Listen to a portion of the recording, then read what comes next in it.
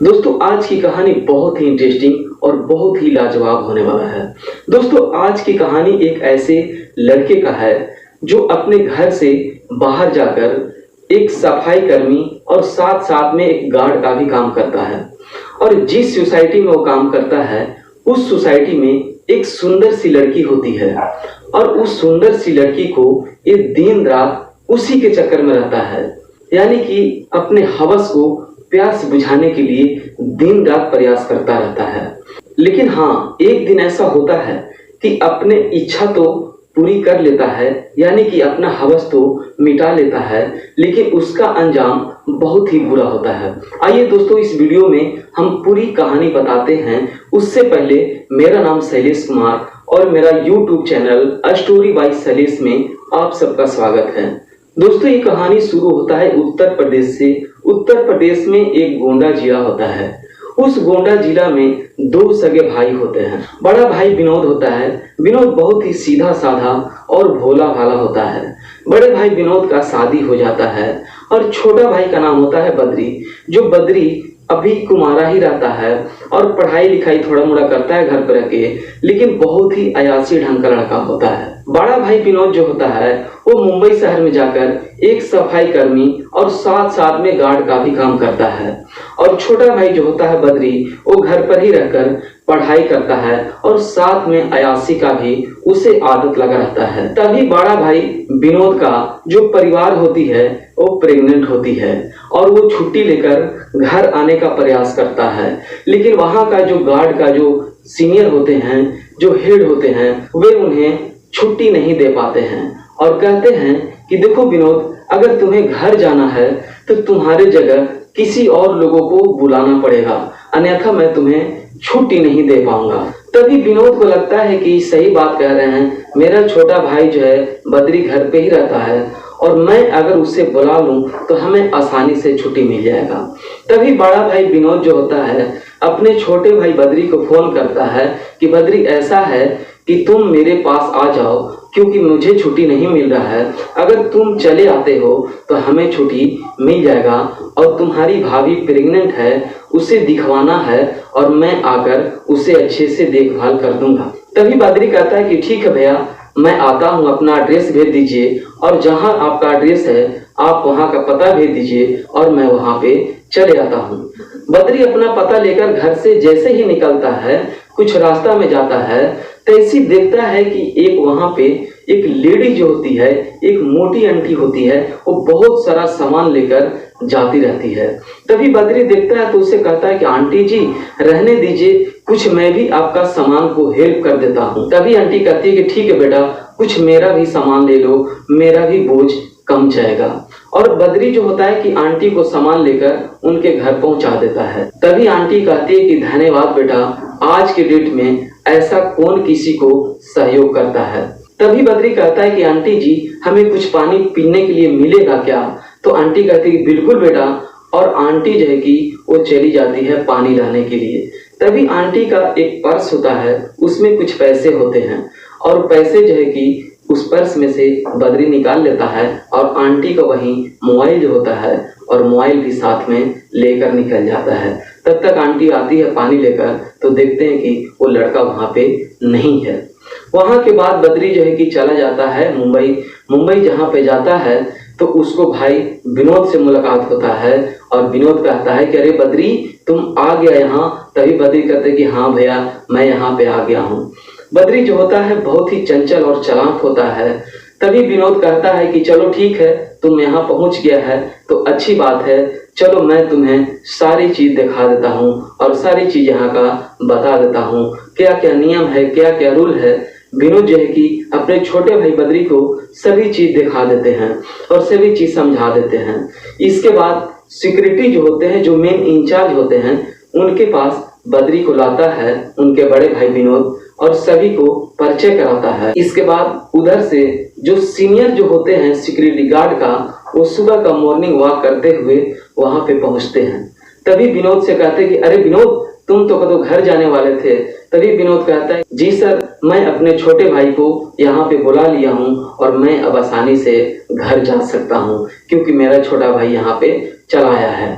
तभी कहते हैं कि ठीक है जाओ, और बद्री को बिना पूछताछ और बिना डॉक्यूमेंट और बिना सबूत को वहां पर रख लिया जाता है, क्योंकि विनोद का उनका बड़े भाई का बहुत ही अच्छा व्यवहार और वहां बनाया हुआ होता है और उसे बद्री को काम पे रख लेते हैं। तभी विनोद कहता है कि ठीक है मैं जा रहा हूँ और बद्री यहाँ पे रहकर तुम मन लगाकर काम करना।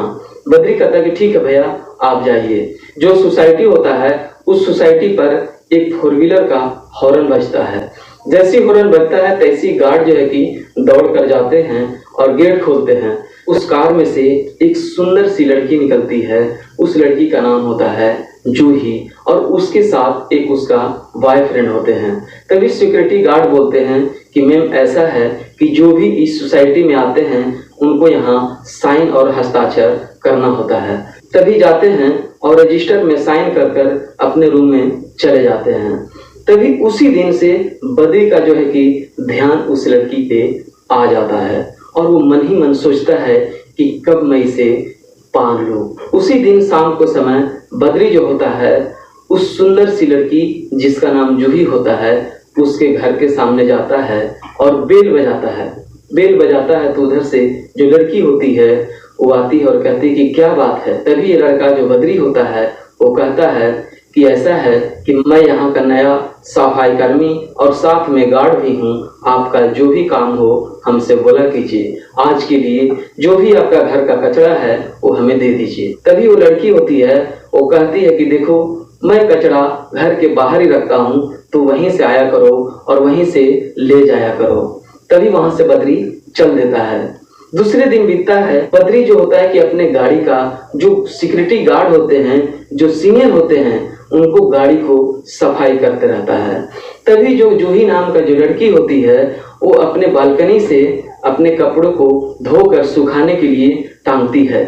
तभी दौड़ा दौड़ा बद्री जो है उस सीनियर अपने इंचार्ज के पास आता है और कहता है कि सर यहाँ पे कोई डंडे हैं क्या। तो गार्ड साहब बोलते हैं जो सीनियर उनके इंचार्ज होते हैं वो कहते हैं कि तुम्हें क्या डंडे की जरूरी पड़ गया। तो कहते हैं कि सर बहुत जाले मकड़े पड़े हुए हैं इसीलिए उन्हें सफाई करने हैं। तभी इंचार्ज साहब कहते हैं कि अरे बेटा ठीक कर रहे हो बहुत अच्छी बात है, जाओ डंडे फैलने जगह पड़ा है और डंडे ले आओ।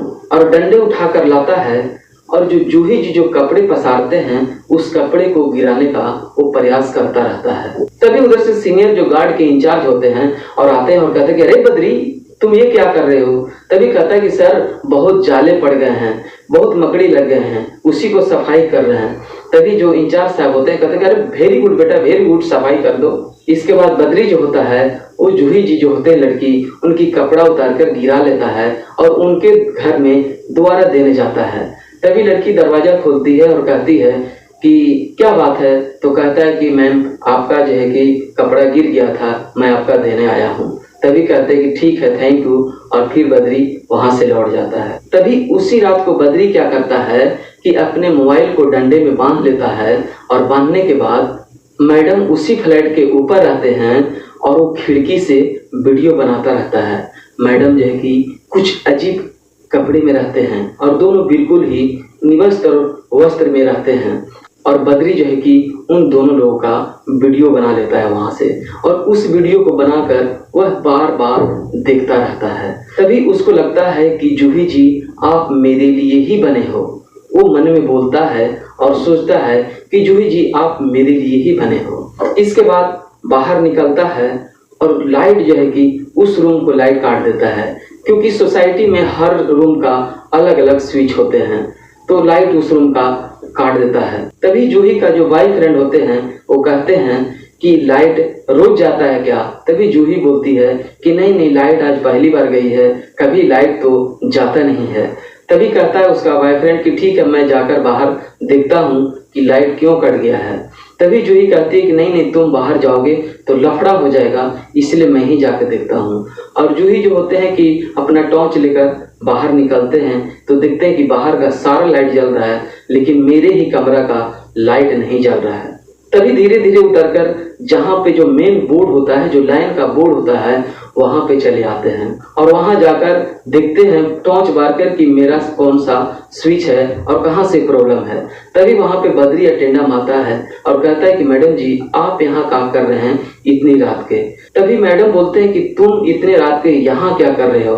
तभी बद्री बोलता है कि मैडम जी मैं तो यहीं के लिए हूँ और मेरा यही तो काम है। तभी बद्री बोलता है कि बोलिए मैडम क्या काम है। तभी मैडम बोलते हैं कि देखो ना सारे जगह का लाइट है लेकिन मेरे रूम का लाइट नहीं है। तभी बद्री बोलता है कि ठीक है मैडम टॉर्च दिखाइए। तो मैडम जो है कि टॉर्च दिखाते हैं और बद्री है रूम नंबर पूछता है तो मैडम जो है कि रूम नंबर बताते हैं और उसका लाइट जला देता है। तभी मैडम बोलते हैं कि क्या क्या ऐसा बात हो गया था। तभी बद्री बोलता है कि मैडम हमें क्या पता है कि लाइट क्यों कट गया था। तभी बद्री अपना नंबर देता है और कहता है कि मैडम आपको कुछ भी काम हो मुझसे आप फोन कर लिया कीजिए और मेरा नंबर आप ले लीजिए। तभी बद्री अपना नंबर मैडम को दे देता है। तभी इतने में मैडम का जो बॉयफ्रेंड होते हैं वो चले आते हैं वहीं पे और कहते हैं कि अरे इतने रात के यहाँ क्या कर रहे हो। तभी मैडम कहती है कि लाइट नीचे से ही कट गया था और इसी ने हेल्प किया मेरा। तभी उस लड़के को धन्यवाद करते हैं और कहते हैं कि ठीक है चलो। तभी जो उनको बॉयफ्रेंड होते हैं और उस लड़की को लेके जाते रहते हैं। तभी जो बद्री होता है कहता है कि मैडम एक बात पूछूं। तभी मैडम बोलती है कि हाँ बोलो। तो बद्री बोलता है कि मैडम क्या ये आपका हस्बैंड है। तभी उनको जो बॉयफ्रेंड होते हैं वो कहते हैं कि तुम्हें इससे क्या काम है, मैं कुछ भी हूँ, तुम्हें इसे क्या काम है, तुम इसे अपना काम से काम रखो, तुम्हें दुनियादारी से इतना मतलब रखने का जरूरत नहीं है। तभी बद्री बोलता है कि सर एक बात तो मैं जानना चाहता हूँ कि क्या आप इनके पति हैं या क्या हैं। तभी उसके बॉयफ्रेंड होते हैं और वो गुस्से में हो जाते हैं और कहते हैं कि देखो अपना काम से काम रखा करो, ज्यादा तुम बदतमीजी मत किया करो। इतने में बद्री मन में बहुत दुखी होता है और गुस्से भी हो जाता है। तभी दूसरे दिन मैडम का जो बॉयफ्रेंड होते हैं वो ऑफिस जाने के लिए तैयारी करते हैं। जैसे ही ऑफिस जाने के लिए तैयारी घर से बाहर निकलते हैं तो देखते हैं कि उनकी जो कार होती है, जो 4 व्हीलर होती है, उनको चारों टायर की हवा निकला हुआ रहता है। और तभी वो ध्यान जाता है कि कल तो मैं बद्री को ही बोला था, कहीं न कहीं ये बद्री का ही काम होगा। तभी बद्री बाहर में ही रहता है और बद्री को बुलाकर उनके बॉयफ्रेंड जो होते हैं पूछते हैं कि बद्री ये बताओ कि मेरा गाड़ी का हवा किसने निकाला है। बद्री बोलता है कि सर मैं क्यों निकालूंगा, आपका दिया हुआ चीज से तो मैं यहाँ रह रहा हूँ और खा रहा हूँ, मैं सर ऐसा क्यों गलती कर सकता हूँ। तभी मैडम का जो बॉयफ्रेंड होते हैं उसे छोड़ देते हैं और गुस्से में कुछ दूर तक चले जाते हैं। इतने में मैडम जो है कि अपने रूम में जाकर नहाती रहती है। इसके बाद बद्री जो है कि खिड़की से झांक कर देख लेता है और बद्री झांक कर देखकर मैडम का जो टंकी का जो नल होता है उस नल को बद्री बंद कर देता है। इसके बाद पानी जाना बंद हो जाता है। तो मैडम जो है कि जूही मैडम जो होते हैं वो बद्री को कॉल करते हैं और कहते हैं कि बद्री का। तभी मैडम को घर जाता है और मैडम कहते हैं कि देखो बद्री मेरे रूम का पानी नहीं आ रहा है, क्या कारण है इसे तुम देख लो और संभाल लो। बद्री जैसे ही घर में प्रवेश करता है तो मैडम आधे ही कपड़े में होते हैं, भींगे बालों में ही होते हैं और ये देखकर बद्री को बहुत ही अजीब होता है और उसके मन का उत्तेजना जाग जाता है। इसके बाद हर रूम में घूर घूर के झूठ मूठ का ही देखने लगता है कि क्या कारण है। इसके बाद बगल में ही पड़ा एक टेबल पर ट्रे में कैंची रखा होता है, उस कैंची से अपने हाथों को काट लेता है और चिल्लाने लगता है। तभी मैडम जो है कि देखते हैं कि उसके हाथों से खून निकल रहा है तो मैडम दौड़ कर जाते हैं अपने रूम में ताकि मैं मलहम पट्टी कर सकूं। लेकिन बद्री को तो एक बहाना था क्योंकि मैडम को कुछ दूर भेजना था। उतने देर में ही बद्री जो होता है ना वो मैडम को कपड़े को अपने शर्ट में घुसा लेता है और रख लेता है। इसके बाद कुछ मैडम को छोटे छोटे कपड़े होते हैं उस कपड़े को सूंघता रहता है, चूमता रहता है। इतने में जो मैडम का जो बॉयफ्रेंड होते हैं वो आकर देख लेते हैं और बोलने लगते हैं कि अरे तुम यहाँ क्या कर रहे हो। तभी बद्री बोलता है कि मैं यहाँ अकेला नहीं आई हूँ, मैं अपने आप नहीं आया हूँ, मुझे यहाँ मैडम नहीं बुलाया है। तभी मैडम उधर से आती है दवा पट्टी लेकर और कहते कि अरे तुम इस पे भड़क क्यों रही हो। तभी उनके बॉयफ्रेंड होते हैं जो कहते हैं कि अरे तुम इसे नहीं जानती हो, ये तुम्हारे कपड़े को चूम रहा था, सूंघ रहा था और एक अजीब सा ये लड़का है, मुझे इसे हरकत बर्दाश्त नहीं होता। तभी मैडम बोलती कि अच्छा ये बताओ कि तुम अभी ड्यूटी क्यों नहीं गया, अपने काम पे क्यों नहीं गया। तभी मैडम का जो बॉयफ्रेंड होता है वो कहता है कि कहीं न कहीं ये बद्री का ही काम है जो मेरा गाड़ी का हवा निकाल दिया है। तभी मैडम का जो बॉयफ्रेंड होता है वो बद्री को घर से धक्के मारकर निकाल देता है और जूही से कहता है कि देखो जूही, ये लड़का सही नहीं है, तुम्हारे कपड़े को ये छू रहा था, सूंघ रहा था, इस सिक्योरिटी को अभी ही घर से बाहर निकालो और जो सुपरवाइजर होते हैं उसे फोन करके बोलकर और इसे घर से बाहर निकलवा दो, क्योंकि ये लड़का बिल्कुल हमें पसंद नहीं आ रहा है। इसके बाद बद्री जो है कि सब दरवाजे पर सुनता रहता है। दरवाजा पर सुनने के बाद वो समझ जाता है कि आज मेरी शिकायत कर देंगे तो मेरा नौकरी खत्म हो जाएगा। बद्री झट से वहां से आता है और अपने रूम में जो मैडम का कपड़े छिपाया रहता है उसे अपने रूम में रख देता है और रख कर जाता है अपने ड्यूटी में, और ड्यूटी में जाकर बिल्कुल ही मायूस ढंग से बैठा रहता है। तभी उधर से सुपरवाइजर जो होते हैं, गार्ड का मेन सुपरवाइजर, वो आते हैं। तभी बद्री को देखते हैं बैठे हुए मन मारे हुए। तभी कहते हैं कि अरे बद्री, तुम्हें क्या हुआ, बहुत मन मारे बैठे हो, क्या बात है। तभी बद्री कहता है कि सर बात कुछ ऐसा ही है, मैं कल जूही जी के रूम में गया था और उनके रूम में गया तो देखा कि जो उनके साथ जो थे, जो लड़के थे जो भाई बनकर आए हैं, वो बिल्कुल ही आपत्तिजनक हालत में थे। इसलिए सर मुझे कहा नहीं जा रहा है, लेकिन मैं आपसे कह रहा हूँ सर। इतने देर में मेन जो गार्ड का सिक्योरिटी होते हैं वो जूही जी के रूम में चले जाते हैं। इसके बाद जाने के बाद जूही कहते हैं कि हाँ अंकल बोलिए। तो कहते हैं कि अंकल नहीं, पहले अपने जो तुम्हारे साथ लड़के आए हैं उसे बुलाओ, वो कहाँ है। तभी उधर से वो आता है। तभी उनसे पूछते हैं, जो सुपरवाइजर साहब होते हैं, तो पूछते हैं कि सबसे पहले तुम ये बताओ कि जूही के ममेरे भाई हो कि फुफेरे भाई हो। तभी वो लड़का सक्का बक्का रह जाता है, क्योंकि वो तो नहीं ममेरे भाई होता है और नहीं फुफेरे भाई होता है। तभी लड़की कहती है कि नहीं अंकल, मैं तो बोला ही था आपको कि ये मेरा भाई है। तभी सुपरवाइजर साहब मानने को तैयार नहीं होते हैं और कहते हैं कि ठीक है, जब ऐसी बात है तो तुम मेरे पिता से बात कराओ। लेकिन लड़की नकार जाती है। इसीलिए सिक्योरिटी साहब का आदेश होता है कि आज इसी समय इस लड़के को यहाँ से निकलना होगा। इसके बाद जूही का जो बॉयफ्रेंड होता है वहां से चला जाता है। इसके बाद जाने के बाद अब तो बद्री का मजा ही मजा आ जाता है। जब उसका बॉयफ्रेंड चला जाता है तो बद्री के साथ एक आदमी जाता है। बद्री दरवाजा ढकढकाता है और कहता है कि मैडम दरवाजा खोलिए, आए हैं आपको गैस का रीडिंग लेने के लिए। तभी दरवाजा खोलती है जूही और अपना मीटर रीडिंग बता देती है कि ये यहाँ मीटर रीडिंग है, और जूही अपने बॉयफ्रेंड के साथ बात करती रहती है।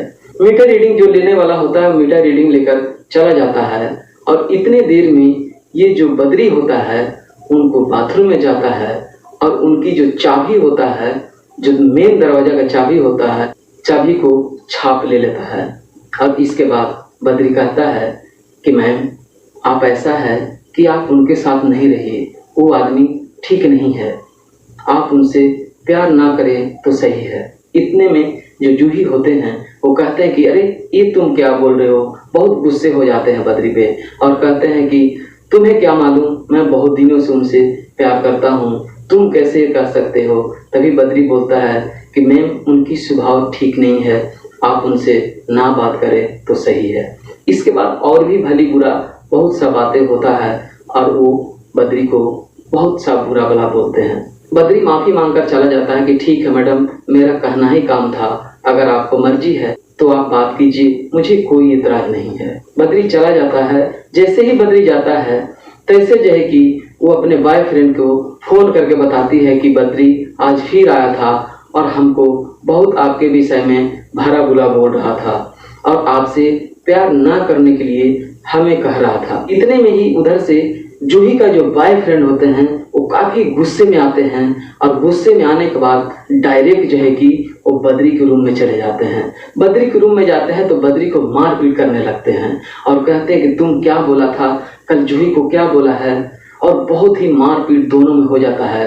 इसके बाद जो सिक्योरिटी गार्ड होता है वो अपने सुपरवाइजर को बताते हैं कि देखिए ना सर, जो जूही जी का मैडम का जो बॉयफ्रेंड है वो काफ़ी गुस्से में आए हैं और बद्री के रूम में चले गए हैं। गार्ड साहब भी जाते हैं, सुपरवाइजर साहब भी जाते हैं और वहाँ जाते हैं तो देखते हैं कि दोनों आपस में ही बद्री और उसका बॉयफ्रेंड दोनों ही झगड़ा करते रहते हैं। तभी जो है कि सिक्योरिटी यहाँ से चले जाते हैं, सिक्योरिटी लोग वहाँ छुड़ाने का प्रयास करते हैं।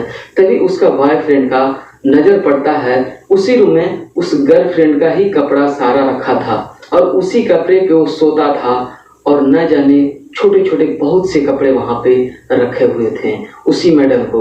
उस मैडम खोजती थी लेकिन कपड़े नहीं मिलते थे। तभी जो है कि जूही का जो बॉयफ्रेंड होता है वो कहता है कि नहीं तो इस सोसाइटी का माहौल मैं खराब कर रख दूंगा।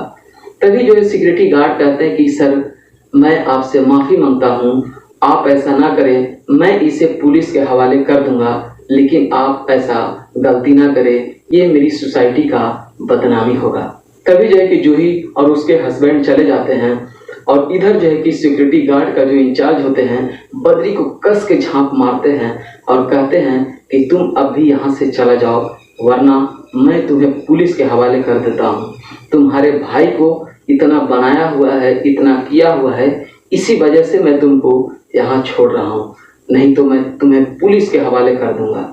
तभी जो है कि वहाँ से धक्के मारकर गेट से बाहर निकाल देते हैं, उस सोसाइटी से बाहर कर देते हैं। बद्री को धक्के मारकर बाहर निकाल दिया जाता है। जैसे ही उनके बॉयफ्रेंड ड्यूटी जाता है तभी बद्री जो है कि रात के अंधेरे में मैडम के रूम में चला जाता है। मैडम जो है कि उस टाइम नहाती रहती है।